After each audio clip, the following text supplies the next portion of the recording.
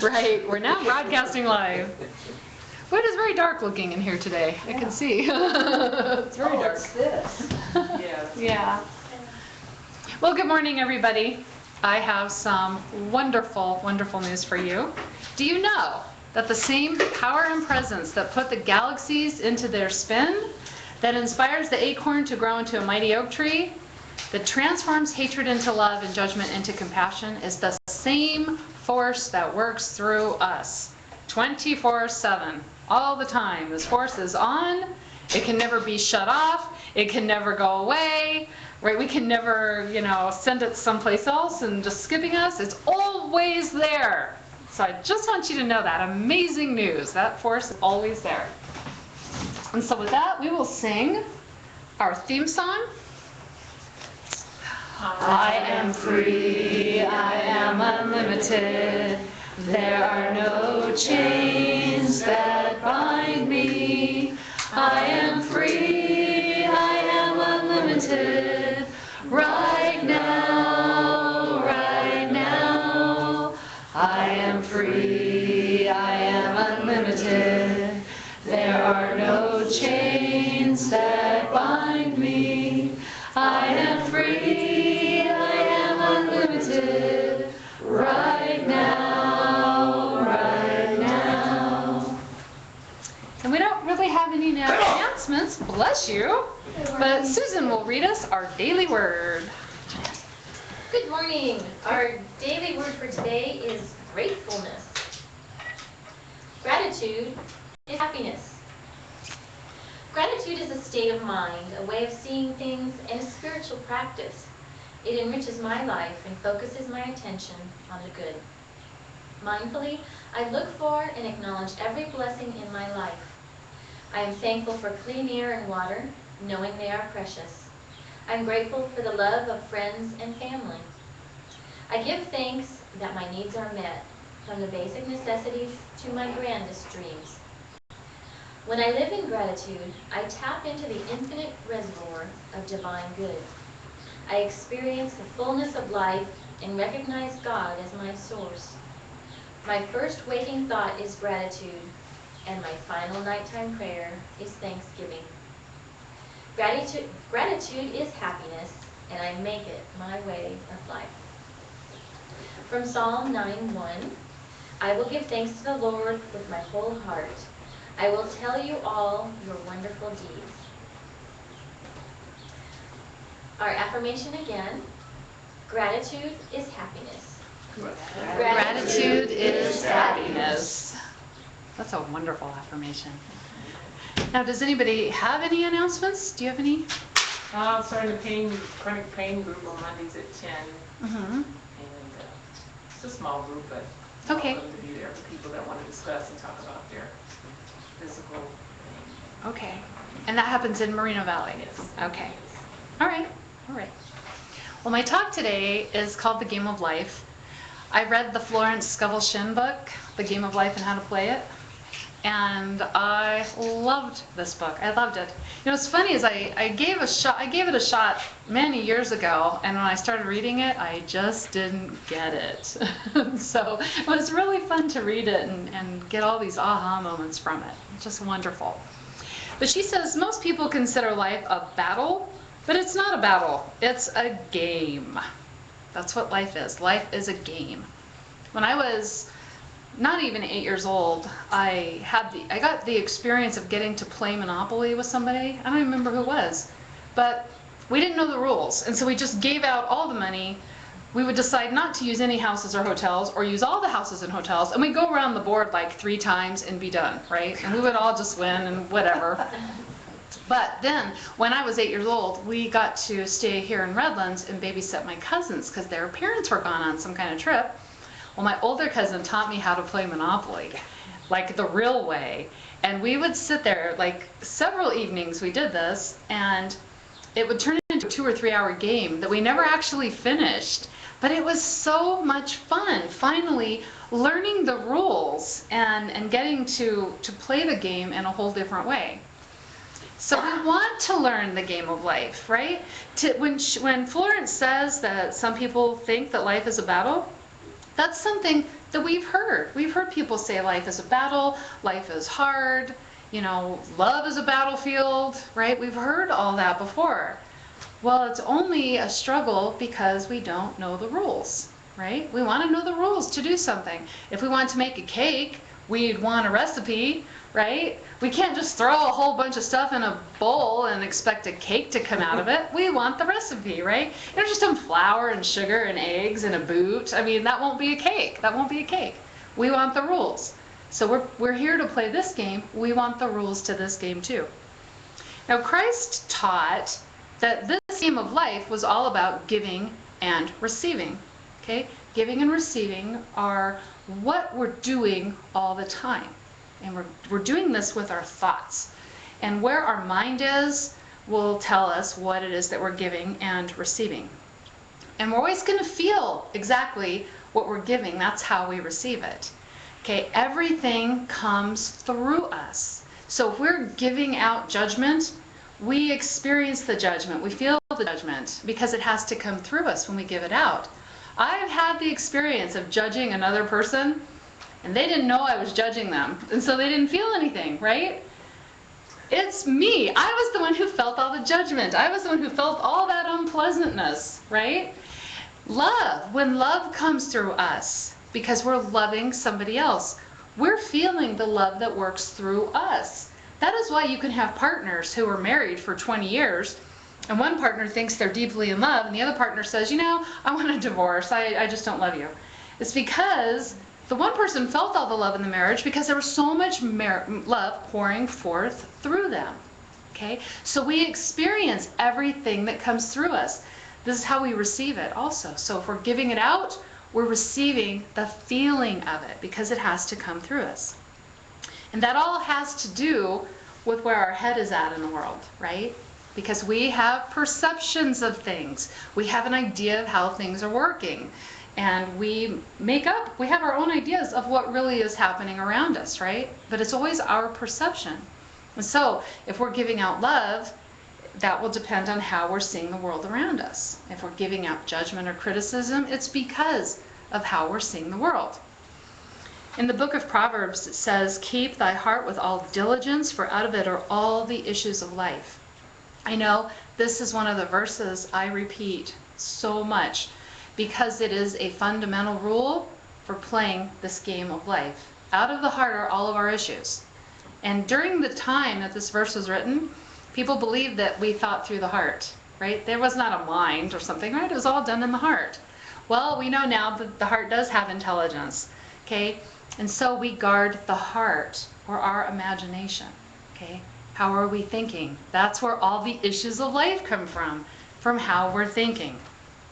So the game of life is about using our imagination to help us be good givers and good receivers. Then when we use our imagination, it affects 3 parts of us. Okay, the first part it affects is our subconscious mind.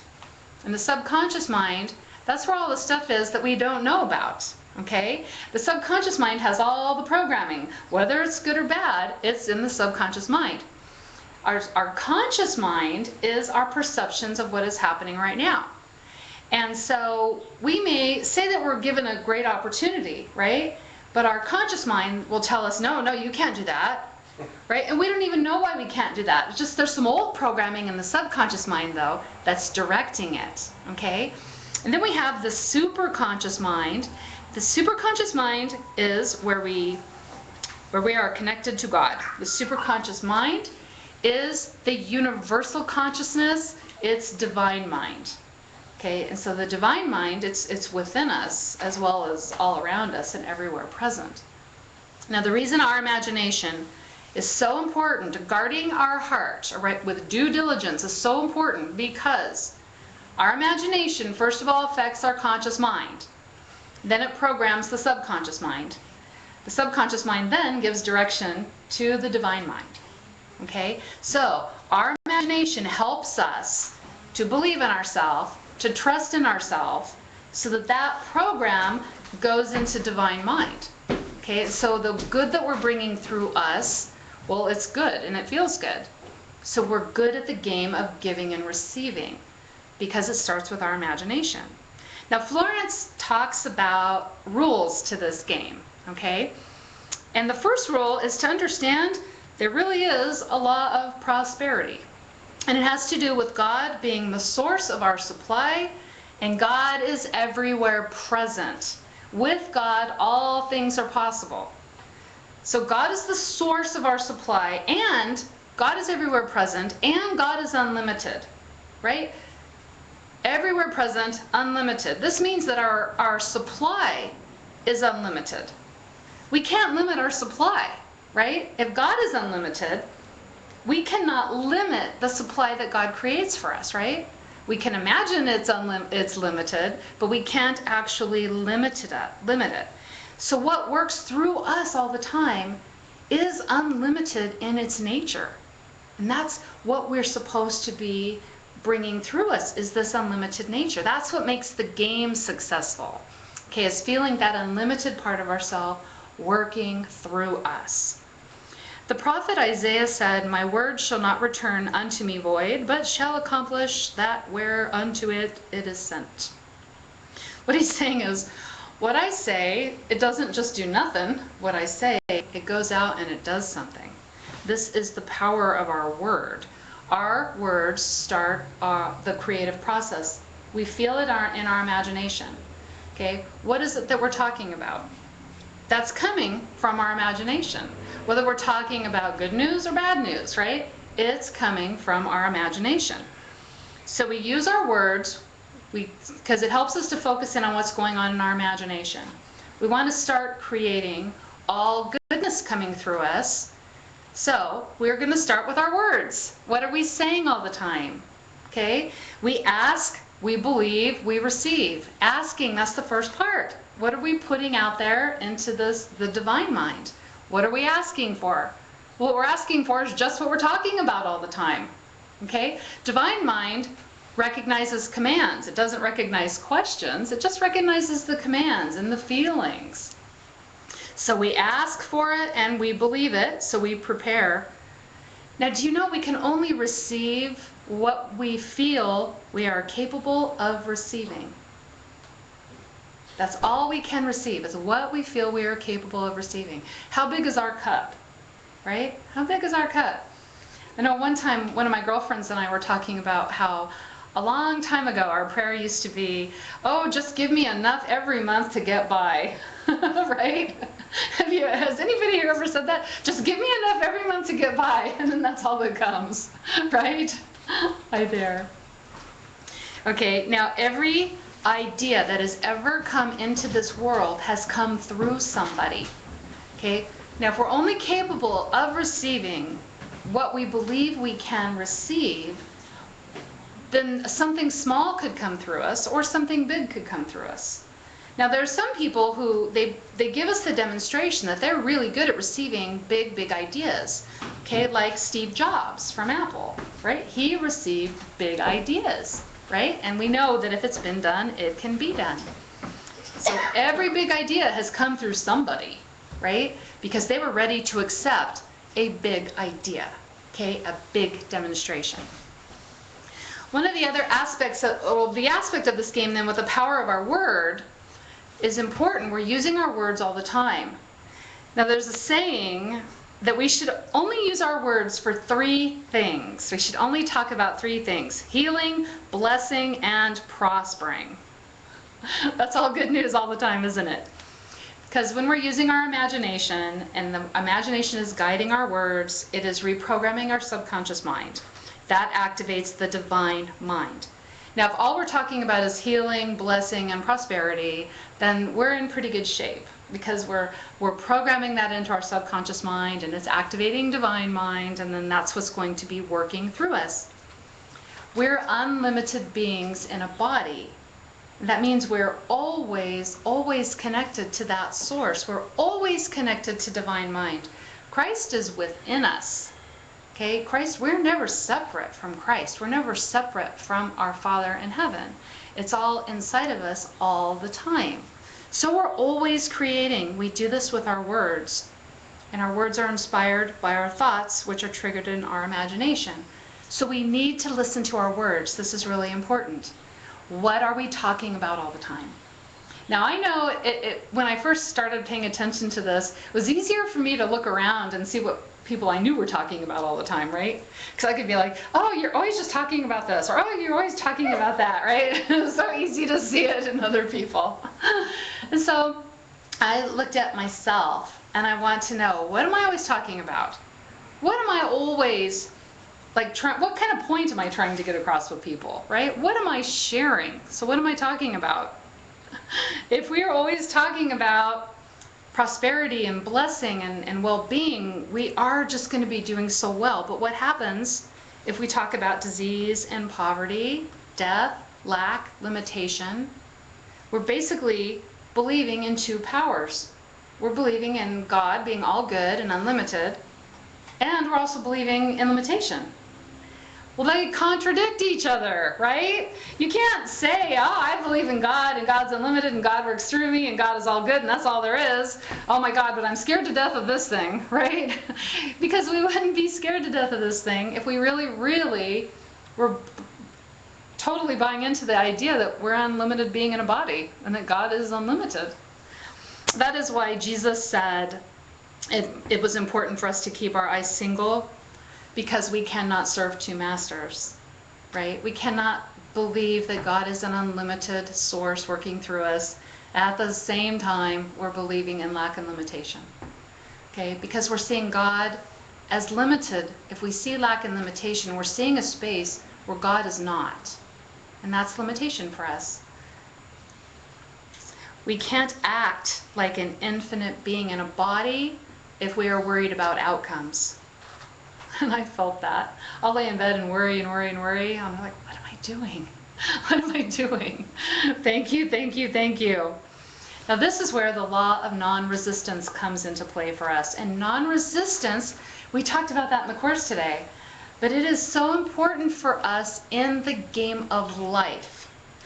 Now when I think about non-resistance, I think about the metaphor of a river. Okay, a river is such a good metaphor for this because a river is flowing, right? And if you want to stand in the river, it's hard to stand against it, right? You have to really dig your feet in and lean into it. It's a lot of work, right? If you want to just go with the river, you just take your feet up off the ground. It just lift your legs up and just flow downstream, right? We go to a timeshare in India sometimes, and they have this big circle pool. It's shaped like a donut, and they call it a wave pool, because the water is going in a certain direction. And it's nice because when you go in there, you can just get in the inner tube and the water carries you around the circle. However, you can go down there between 7 and 8 every morning, and it's an exercise class because the resistance against the water is so intense. If you walk against it, you get a really good physical workout, okay? Resistance is a workout. Resistance is struggling. Okay, resistance is us putting so much energy into keeping something from happening. Okay, and that is going to exhaust us. It is exhausting. You felt resistance, right? And it's exhausting. I had a day last week, one afternoon, I got this news and I thought, oh great, this is gonna ruin my whole day tomorrow, right? That's what I started thinking. Like, wonderful, this is going to happen, and this is going to happen.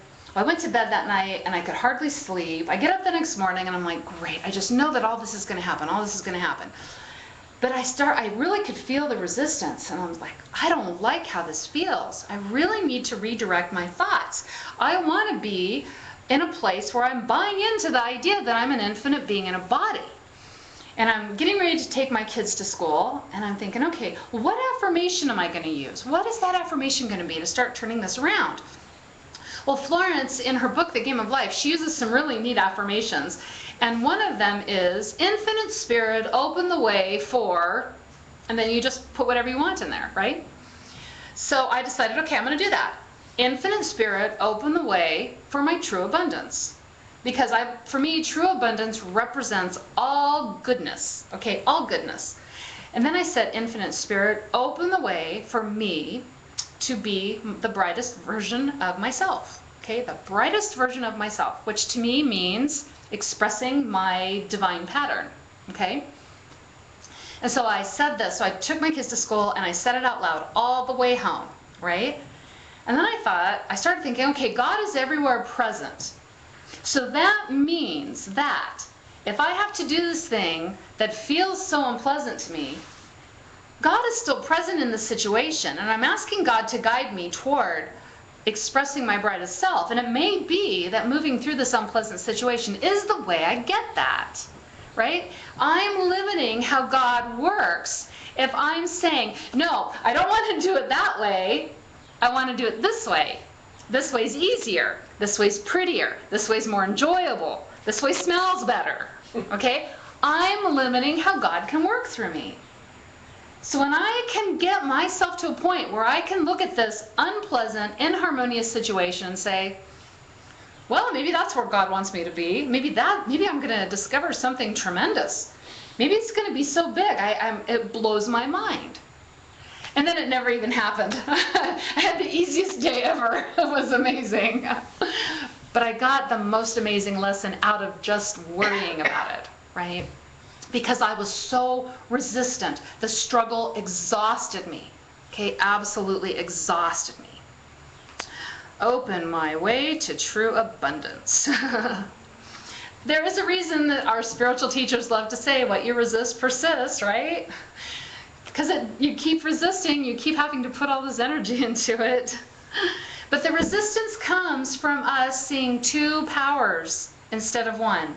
Resistance comes from us seeing both fear and love as a possibility, but really thinking that fear is the thing that's going to happen, right? So that is the resistance. But every single situation, no matter how unenjoyable it looks, still offers us an opportunity to express our divine pattern, to let God express through us in the unique way that it's meant to express through just us. Every situation, no matter what that looks like. Any inharmony that we're experiencing, it's not the situation causing the inharmony. It's us. It's within us. Okay? That's why on the day after Christmas, my daughter might say, can we go shopping, right? And she'll have a great time, and I may not have a great time. It's my own perception. Where her perception is, fun, shopping, buying things, being out, getting Starbucks. Well, my perception is crowds, parking, crowds. That's all it is. That's all it is. I thought you were raising your hand back there, baby. It's like, I have something to say about that. Now, the words that we speak then show us if we're resisting. Okay, the words we're speaking show us if we are in disharmony with a situation. And even if we don't pay that much attention to our words, we know how we feel when we're speaking, right? We know if we've been upset about something, it doesn't feel good in us. And if we can practice this playing with these rules for this game, we get used to noticing what we're feeling. And we know if we're feeling bad in any way that we haven't been using words that are aligning us to keeping our eyes single and bright. We've been putting our faith into masters if we're feeling bad in any way. So we surrender our will to divine will. That is how we go into a state of non-resistance. Okay, surrender our will to divine will. God is everywhere present. God, being everywhere present, has the whole entire big picture in divine mind, right? All those places that we can't see. Right now, our vision is limited to what is in this room or to what we can imagine, right? Our vision is limited. There are things in divine mind which we have never thought of, okay? So we want to keep our eyes single and bright on divinity that's everywhere present, so we can be happily surprised and delighted. The next thing that Florence talks about is the law of karma and forgiveness. Okay, karma. That's such a big word, and it is used a lot. It's one of the most common words used in New Thought and New Age and metaphysics. Karma. Now this is what Florence says about karma, and I really love her definition because it's fun. She's a funny lady if you ever read her books. Man receives only that which he gives. The game of life is a game of boomerangs. Man's thoughts, deeds, and words return to him sooner or later with astounding accuracy. This is the law of karma, which is Sanskrit for come back. Whatsoever a man soweth, that shall he also reap. When I was younger, I thought of karma as being something very specific. Like if I scratched the door on somebody's car, then somebody would scratch the door on my car, right? That's what I thought karma was. But as I've read about it and read like Ernest Holmes and other New Thought leaders, I've discovered that karma is a vibration.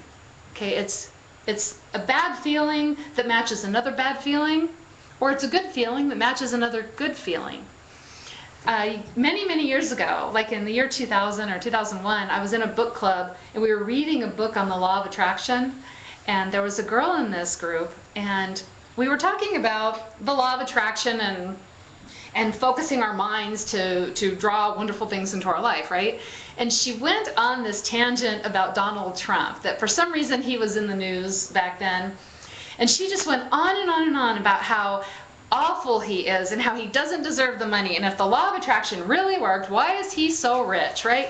And so now I don't know anything about Donald Trump. I know nothing about him except that he is on the news occasionally. And he seems to be able to make money in an easy way. Even if he loses a big bunch of money, he doesn't seem to stress about it. He's just like, well, I'll just find another way to make some money, right?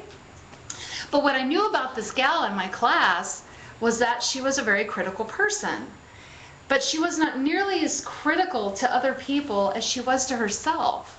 And so I witnessed her own self-criticism on many occasions. Now, we have this world of abundance that seeks to work through us, that seeks to work for us by working through us.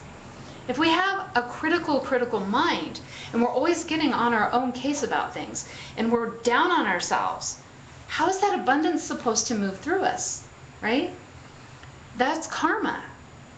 Okay, it's us being in a certain mind state, not allowing ourselves the experience of goodness, or allowing the experience of goodness, right? Ernest Holmes calls karma cause and effect. And I like that. I just like that statement, cause and effect, right? What am I thinking? What's it going to make? How's it going to look in my life when I think that way, right? Now, Florence goes on to say that practicing forgiveness allows us to activate a law of grace. And there's a law of grace. But the law of grace we don't have to work at other than to just recognize our divinity. That's all we have to do to activate the law of grace. We recognize our own divinity when we practice true forgiveness. And true forgiveness is recognizing someone else's divinity, no matter what they've done. Okay? No matter what awful thing they have done. That's the behavior, right? It's not who they are. Who they are is God working through them. God seeking to express through them and bring love into the world. But their behavior is just showing they don't buy into that. Their behavior is showing that they have limited thinking and that they don't believe in an everywhere present source that can work through them. So our true forgiveness aligns us with grace because we simply see divinity as everywhere present. Ernest Holmes says this about grace: it is not something that God imposed upon us, but it is the logical result of the correct acceptance of life and of a correct relationship to the Spirit. So our correct acceptance of life, that's when we have the understanding divinity is always seeking to work through us, but we need to play this game to be able to have the best experience possible. Okay, our correct relationship with Spirit is that it's unlimited and it's working through us. We're the unlimited being in a body. We're the infinite being enjoying this physical package right now to have an earth experience and play this game. Okay, that's what that is. We're saved by grace to the extent that we believe in, accept, and seek to embody the law of good. For the law of good is ever a law of liberty and never one of limitation. Limitation is not a thing, it is a belief. Freedom is a divine reality, while limitation is an illusion. It's a false belief. Grace frees us from this limitation. We're free from the limitation because we see divinity everywhere present. Even in people who annoy us, even in situations that we have judged as being terrible situations or difficult situations, when we still see divinity everywhere present, we are given freedom. The next thing Florence talks about is something called casting the burden, also known as impressing the subconscious. Jesus said, "Take my yoke upon you, for my yoke is easy and my burden is light." And that's from Matthew. When we're struggling or we're resisting, we feel the burden. Now, when I was going through my big resistance last week, I felt it. In fact, when I was laying in the morning, stressing out about it, laying in bed in the morning, I actually felt it sitting on my chest, right? I don't know if you've ever felt this before, but being stressed about something and it's just pressing on you, right? That is a heavy burden because, remember, resistance is exhausting. It physically exhausts us, okay? Just like if we were standing in a river and trying to walk upstream, okay? It is exhausting.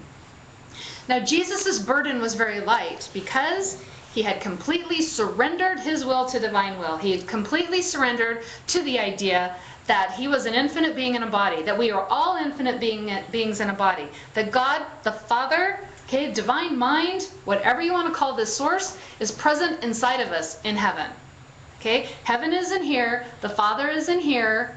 It's not separate. We don't have to run searching for it. We don't need a map to go here or go there, right? We don't need special books or special tools or a shovel or anything, right? It's all right here inside of us.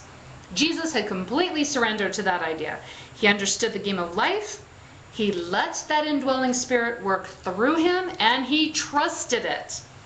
That's why when he went out and did all his miracles, he was just like, yeah, I'll do this miracle. I'll do the loaves and the breads. Okay, he wasn't crossing his fingers. He wasn't saying, oh, how am I going to make this work? He never did that. He just trusted in it. He just trusted in it. Take my yoke is about giving it to God. Just giving it to God. I know I really felt it the other day when I said, Infinite Spirit, open the way. Open the way. That's us giving it up to God. Okay, to say, you know, I can't handle this. I'm going to let you do it.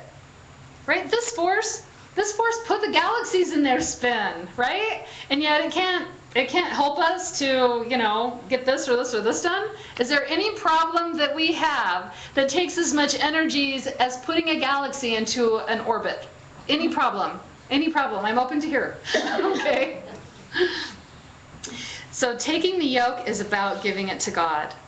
Now, I know a lot of times we will go ahead and we'll give it to God. But then it seems like something should be happening, right? But it's not. Or we needed something big to happen, and instead something teeny happened. Now, in her book, she tells a story of a woman who wanted more than anything just to get some beautiful place settings, right? A whole big set of dishes, right? And instead, she kept giving this to God, right? Instead, somebody gave her a plate and it had a crack in it. And she's like, man, this isn't working. And that's what it can feel like to us sometimes. We do our affirmations, we're praying, we keep feeling like we give it to God. And then instead of this big thing, we get a little thing. She explains this in the book. If you've heard the term, the darkness before the dawn, right? It's darkest just before dawn. Now she calls this, what does she call this? The appearance of land. When you're in a boat, okay, a big ship, right? You're a pirate. You're out in the middle of the ocean. And you need to get to land, but it seems like you've been out there forever and ever and ever, right?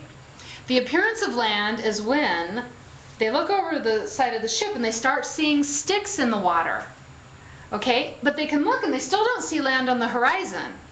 But then they see birds, right? Well, a bird's only going to fly out so far because it wants to be able to fly back to land. Okay, this is called the appearance of land. Now, in the story of the woman in the plate, she saw the plate as the demonstration, okay, of getting this thing she was asking for help for. But it wasn't the demonstration, it was the appearance of land. Now, this is something that everybody can experience. If we're going through a big struggle and what we're asking for doesn't seem to be happening, and instead we get something teeny, It's not the demonstration. God is unlimited, right? God's not going to give us something teeny if we need something big. It's the demonstration of land, okay? When something small comes our way, it's the appearance of land. I'm sorry, the appearance of land. I know one of the explanations that I get for like experiencing the emotional darkness before the dawn is you are doing such a good job at programming that subconscious mind. You're getting deeper and you're getting deeper and you're discovering these deep, deep fears you never knew you had, and they're coming up. They're coming up to go out, right? If we latch on to those fears, if we say, oh, God didn't hear me, this isn't going to work, we keep it from floating away from us, right? And instead we put it back into our subconscious. Okay, so let these fearful things come up, right? Let them come up. Because it's a sign that you're doing such a good job. It is a sign that you are playing this game of life and you are trusting in divinity being everywhere present in every situation and in every person. Remember that wonderful affirmation, infinite spirit, open the way. Because God is the giver, God is also the gift. God's not going to give us a teeny, teeny piece of himself, right? God wants us to have it all. Love is the next part of this game, love. And she says, Florence says, real love is selfless and free from fear. It pours itself out upon the object of its affection without demanding any return. Its joy is in the giving.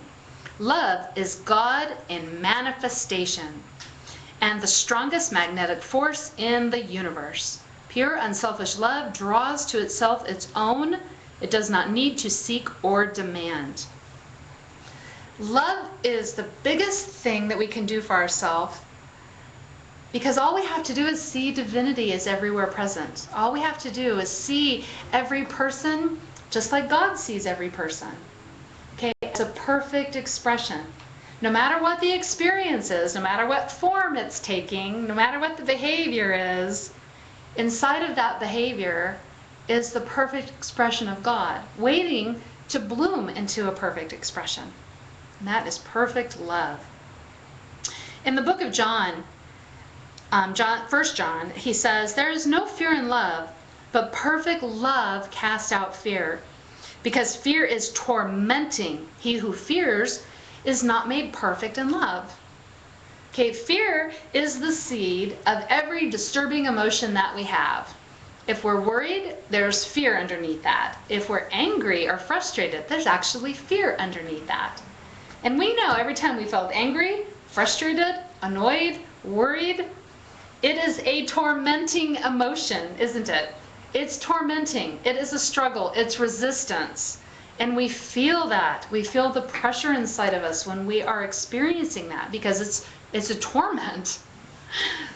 Love is what is perfect. Love is what frees us from that. Love is what allows infinite spirit to work through us. Love is the fulfillment of the law. And Jesus said that. He said that he didn't come to talk about the commandments. I'm paraphrasing, okay? He came to fulfill it. He came to fulfill the commandments with a new commandment, to love each other, just as he loved. And that's how Christ loved. Christ saw divinity in every person. Okay, he saw God is everywhere present, no matter what. Now, in this game, a real important part of this game is intuition, following our intuition or our guidance. In the book of Proverbs, it says, in all your ways acknowledge him, meaning God, and he shall direct your path. To me, that does sound exactly like trusting intuition. Okay, sometimes people are a little worried about the voice that they hear in their head or the guidance, right? Now, if we see God as everywhere present and God is working in every person, every place, every situation, that means the potential for a message from God coming to us is from infinite sources, right? We can get a message from God from anywhere. God is unlimited. That message could look any way. It could be in a dream. It could be in a vision, right? It could be in words we hear. We want to receive intuitive guidance because whatever it is we're asking for has to come through us. right? So if we're asking for guidance on healing, okay, there's going to be inspiration that comes through us, right? It's not just going to be a book that manifests out of the ethers that tells us how to do healing, right, or receive healing. We have to trust the voice that's guiding us from within, right? And so we never know how that's going to look, because it could guide us to do something that we hadn't even imagined, and yet we get to this point and we receive a piece of information. And then that takes us to the next place, to receive information. Now, when I was getting to this part in the talk, I wanted to have a good story to tell about this, right? I wanted to have a good example to share. And I'm like, well, I've had a lot of interesting intuitive things happen. You know, what would I want to share? What would I want to talk about? And I couldn't think of anything. And so I put out the affirmation.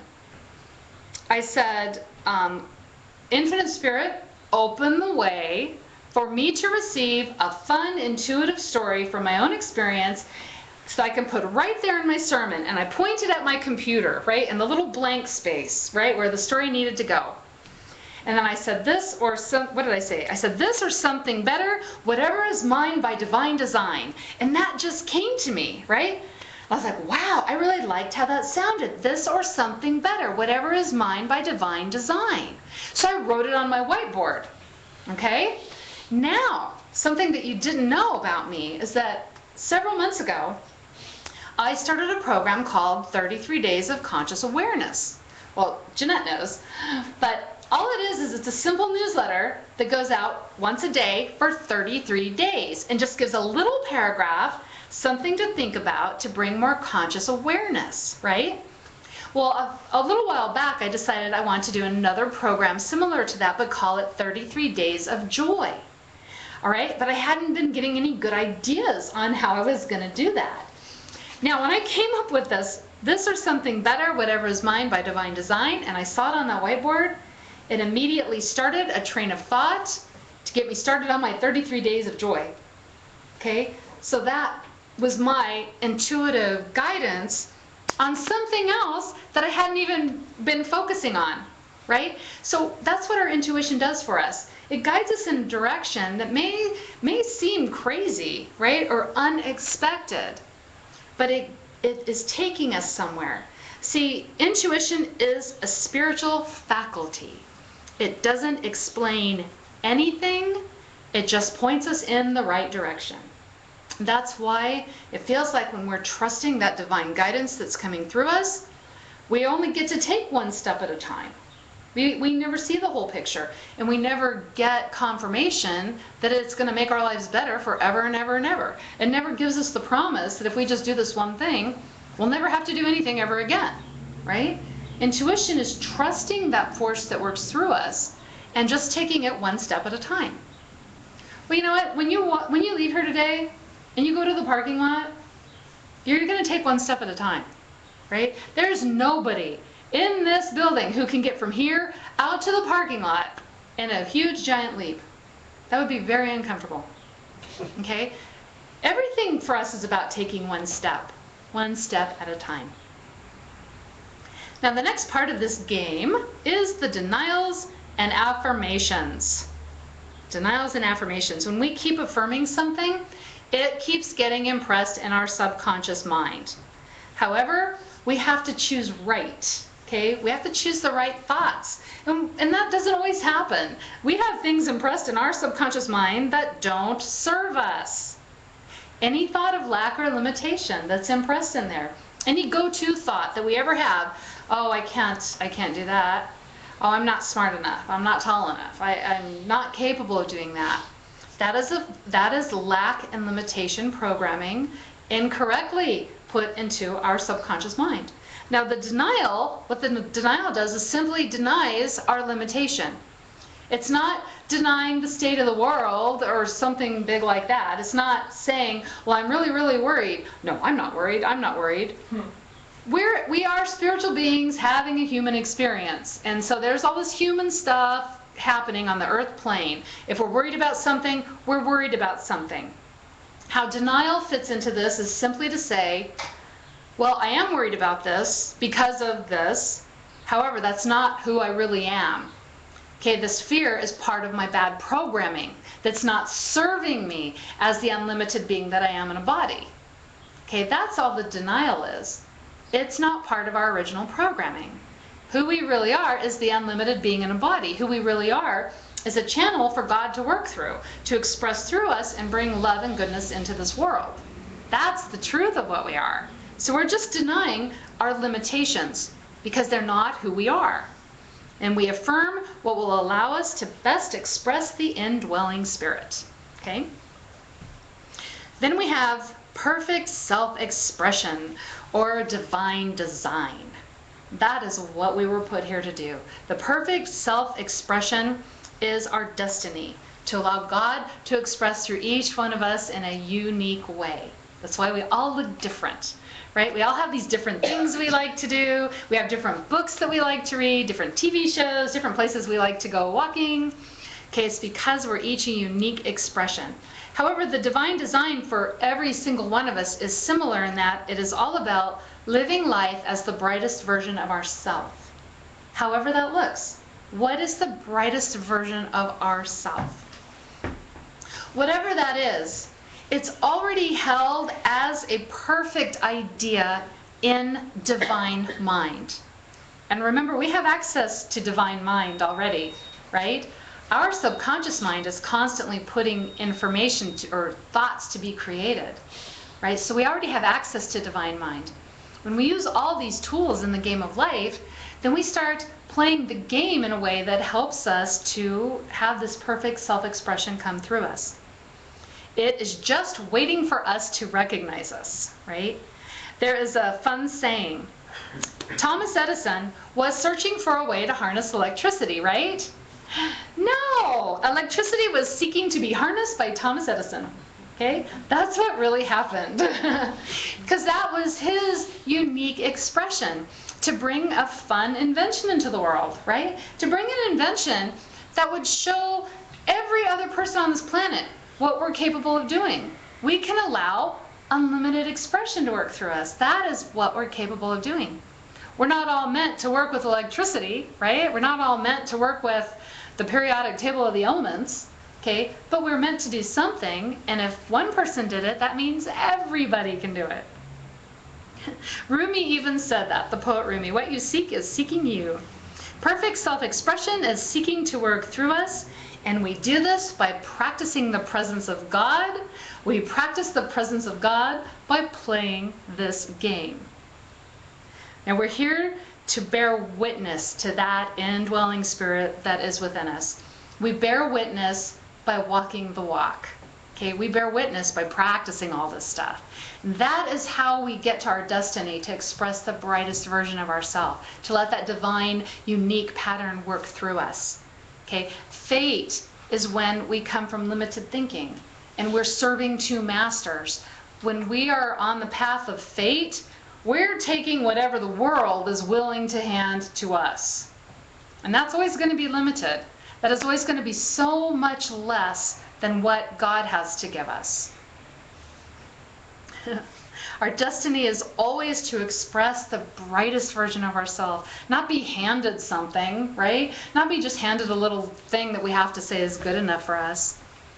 The reason that Christ told us to seek first the kingdom of heaven is so we put our focus on God, so that we could allow that divine, unique imprint to work through us. When we're not seeing the kingdom of heaven, first thing, we're not choosing from love. We're choosing from fear. We're serving two masters. If we're not seeking first the kingdom of God, we are serving two masters. But when we play the game of life and we seek first the kingdom of God, we activate an inner power that not only moves us toward abundance and well-being, but moves abundance and well-being toward us. So until next time, remember that you are a force for good. You are a light and you light the way. And everything you do, you are blessed, and so it is. Amen. Now I do have a little something for you, because I had so much fun with these affirmations. I'll just let you take one and pass them around. On one side, you will see something that says, Infinite Spirit, open the way. Okay? On the other side, there's some stuff, just examples, if you want an example to get started. Okay, so true abundance, right? So you could go back to the front page then and say, Infinite Spirit, open the way for true abundance. And then say, let's do it together. Let's do true abundance, right? Infinite Spirit, open the way for true abundance. Let all that is mine by divine right reach me. Give me a definite lead. Let me know if there is anything for me to do. This or something better, whatever is mine by divine design. Thank you, thank you, thank you. Now what I love about this affirmation, okay, and this comes from her book, The Game of Life, is that let all that is mine by divine right reach me. We have no idea of the goodness that is meant to be flowing through us, for us, right? So let's just ask God to take care of that, right? We don't know how much goodness. We can't imagine all the goodness. So we'll let God do that. That's how we have our expectations exceeded, right? And we always should be open to having our expectations exceeded because our thought is very limited. God's thought is not, okay? Then the next part, give me a definite lead. Let me know if there's anything for me to do. This is where we're asking for divine guidance. Okay, what should I do, right? I got that the other day when I wrote down that everything that is, there's this or something better, whatever is mine by divine design. And it gave me intuitive guidance into another project, okay? So then we say this or something better, whatever is mine by divine design. I put that in there just because I think it's fun to say it. You don't have to say it. Thank you, thank you, thank you, right? Thank you, thank you, thank you. It is done, right? It is done. So I hope you like this and I hope you carry it around. I did even leave space so you can write your own in there, right? Okay. Now, Marianne, can you hand us our prayer box if you want to just pass it around? You want your papers? No.